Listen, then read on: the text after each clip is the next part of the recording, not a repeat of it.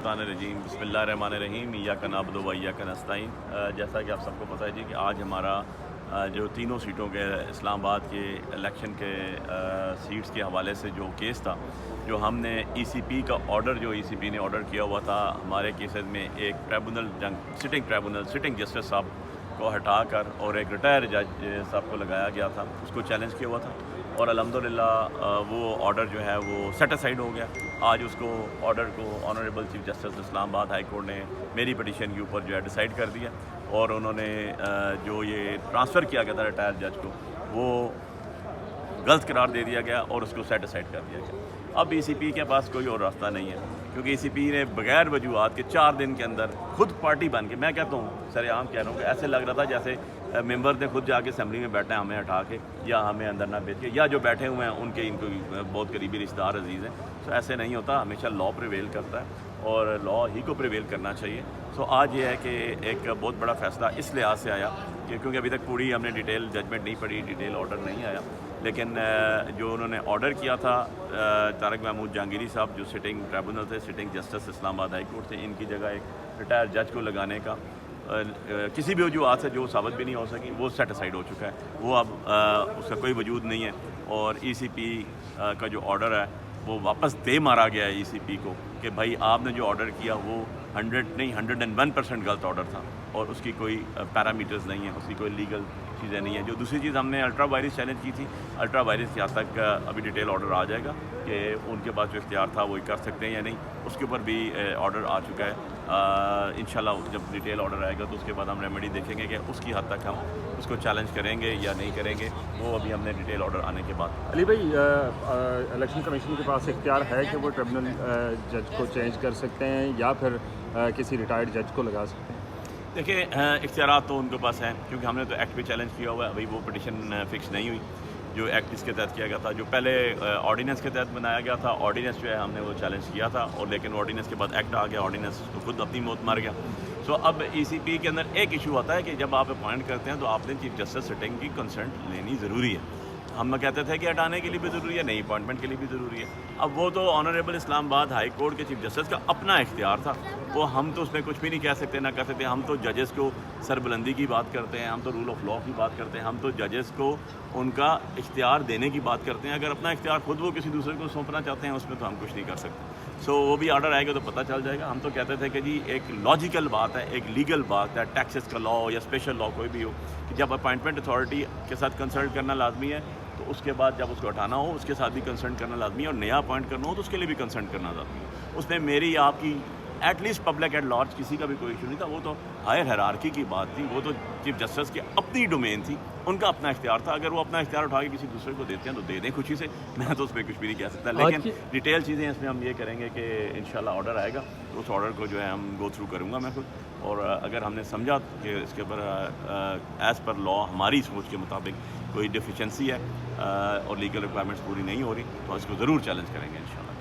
आज के फारिग साहब ये बताइएगा कि ये जो 3 सीटें हैं इस्लामाबाद की अहम सीटें हैं, वाक़तन ये अदालत से आपको मिलती हुई दिखाई दे रही हैं या फिर ये वो चूंटी की टांग में रस्सा डालने वाली बात है?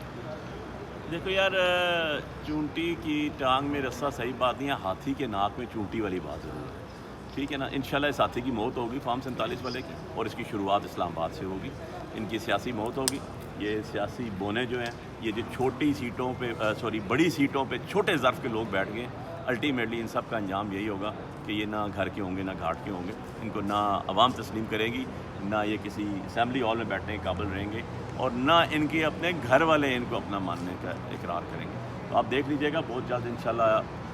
देखो यार, बात यह है कि जो आज़ादी है ना, हकीकी आज़ादी वो कुर्बानियों से मिलती है, और कुर्बानियाँ दे के हकीकी आज़ादी हासिल करना एक दिन का मैटर नहीं है। मेरा लीडर इमरान खान दूसरा साल शुरू हो गया जेल में, हम इसके पीछे 2 साल से 2.5 साल से जदोजहद कर रहे हैं। हमने डंडे खाए, हमने मारें खाई, हमने पेपर स्प्रे आँखों तक पड़ा गया, हमें पर्चे दिए गए, अभी भी 5-5 पर्चे, अभी जलसे का पर्चा एक मेरे पे और दे दिया गया।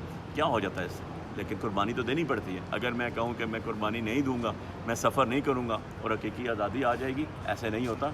हर चीज़ की कीमत होती है, और आज़ादी की نعم البدل آزادی کی جو ہے وہ کوئی بھی نہیں ہے، اور جو اس کے متعلق قربانی ہے وہ بھی لامحدود ہے. بہت سے لوگوں نے دی ہیں، بہت سے لوگوں نے سیکریفائز کیا ہے. پاکستان بنتے ہوئے بھی دنیا نے سیکریفائز کیا، لاکھوں لوگوں نے جانیں دی. اس کو بچانے کے لیے بھی لاکھوں لوگ کھڑے ہیں جو جانیں دیں گے. ایسی بات نہیں ہے. آپ نے اس کرپٹ حکومت کا، اس فارم 47 حکومت کا، اس 2 نمبر حکومت کا، یہ جو ڈاکہ زنی سے آئی ہوئی حکومت ہے، ان کا جو امینڈمنٹ بل ہے وہ تو دیکھ لیا نا مسودہ.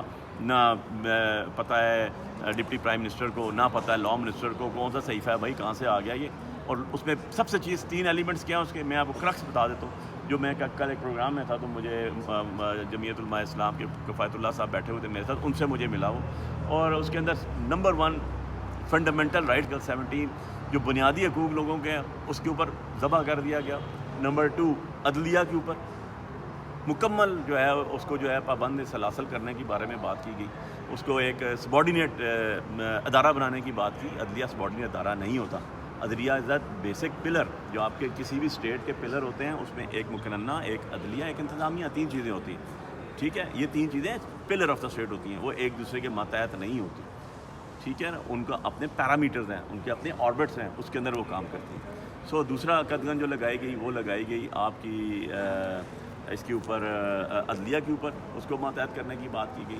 اور انتہائی بھیانک قسم کا یہ ہے، اس کو تو میں کہتا ہوں کہ یہ تو مارشل لاء کے دور میں، مجھے تو وہ ایک 8th امینڈمنٹ آئی تھی جنرل ضیاء الحق کے دور میں، جس میں 58(2)(b) اور اس طرح کی چیزیں تھیں. یہ تو اسی کا ڈپلیکیٹ لگ رہا بھائی، یہ تو اسی کا ڈپلیکیٹ ہے. ڈوب مرنا چاہیے ان جو اپنے آپ کو سو کالڈ پولیٹیشینس کہتے ہیں، سیاستدان کہتے ہیں، جس کو ٹیبل نہیں کر سکے وہ، جس پہ ڈسکس نہیں کر سکے وہ، ایسے لا منسٹر کو ڈوب کے مار جانا چاہیے. ویسے لا منسٹر صاحب تو کسی بار میں بھی جانے کے قابل اب نہیں رہے. یہاں پر لوگوں کو بلا کے کرتے ہیں، ذرا وہ جائیں تو صحیح، ان کو باہر کو پتہ چلے کہ ان کے اپنے حالات کیا ہیں. ان سے لوگ اور ان سے وکلاء برادری نفرت کتنا کرتی ہے. بارز جو ہیں وہ کسی بھی معاشرے میں، کسی بھی سویلائزڈ نیشن میں بارز کا بہت بڑا کردار ہوتا ہے. اور لا منسٹر کو پیغام دینا چاہتا ہوں، لا منسٹر صاحب رینٹا بار کوئی نہیں ہوتی جا کے پیسے دیں اور بار کے پریزیڈنٹس کو ساتھ رکھ لیں. بار جو ہے وکیلوں کے اوپر ہوتی ہیں، اور وکیل کانسٹیٹیوشنل لوگ ہوتے ہیں جو کانسٹیٹیوشن لے کے چلتے ہیں. اور انشاءاللہ آپ دیکھیں گے کہ یہ آپ دیکھ لیجئے گا بہت سی اور پارٹیاں بھی سمر سارٹ کریں گی. ان کی اپنی پارٹیوں میں سے لوگ اس پہ سائن نہیں کریں گے اور بھاگیں. علی بھائی، ابھی بلاول بھٹو صاحب نے یہ کہا کہ اس پہ کمنٹ کرتے ہیں. اور دوسرا آپ نے کہا ریاست کے 3 ستون ہوتے ہیں، اور 3 میں سے تقریباً اس وقت جو 2 ستون ہیں، چوتھا ستون صحافت کا تو وہ تو ویسے ہی گر گیا، اور 2 ستون گر جائیں گے تو 2 ستون پہ ریاست قائم رہ سکے گی. آپ مجھ سے بہتر جانتے ہیں کہ چھت 4 پلرس پہ ہوتا ہے. 2 پلر پہ چھت نہیں ہو سکتا، وہ ٹیڑھا ہی ہوتا ہے اور گرتا ہی ہے. ٹھیک ہے، اور ساتھ 2 ستون جو کھڑے ہوتے ہیں ان کو بھی گراتا ہے. سو جب تک یہ چھت پراپر بیلنسڈ نہیں ہوگا اور آپ کا یہ پلرس چاروں کے اوپر برڈن نہیں آئے گا تو کام نہیں چل سکتا. دیکھیں، کوئی بھی ملک میں نا لائف کی سیکیورٹی، زندگی کی اور پراپرٹیز کی سیکیورٹی، جان و مال کا تحفظ، یہ دین اسلام میں، یہ شریعت محمدی میں، یہ مدینہ، ریاست مدینہ میں اور ریاست پاکستان میں مینڈیٹری ریکوائرمنٹ ہے. کانسٹیٹیوشن ہمارا کہتا ہے عزت جان و مال کا تحفظ، عزت جان و مال کا تحفظ. اور یہ چیزیں جو ہیں ہمیں ہر لحاظ سے ملنی چاہیے. جو بھی پاکستانی ہے اس کا رائٹ ہے یار، یہ اس سے کوئی چھین نہیں سکتا. جو چھینے گا وہ غاصب ہوگا، وہ ڈکٹیٹر ہوگا، چاہے وہ اسمبلی میں کیوں نہ بیٹھے. Thank you sir.